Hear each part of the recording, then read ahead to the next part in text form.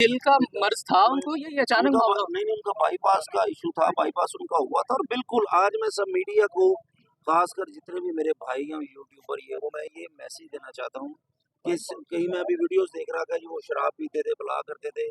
काफी महीनों से उन्होंने ड्रिंक छोड़ दी थी। 5 वक्त की नमाज पढ़ते थे, तहज्जुद पढ़ते थे, अल्लाह से माफिया मांगते थे। ये मैं आप सबको कहना चाहते थे। वेल सेटल्ड थे, किसी की मदद की उनको जरूरत नहीं थी। माशाल्लाह हर चीज उन्होंने।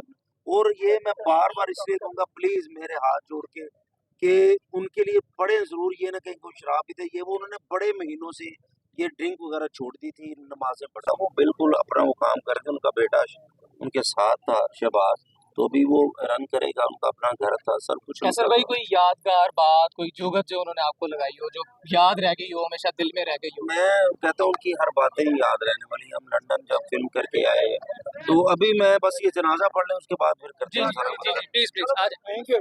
यार तंग नहीं करेंगे, सर तंग नहीं करेंगे। बयान दे रहे थे कि किस तरह से उनका साथ, इनके साथ जो वो रहा।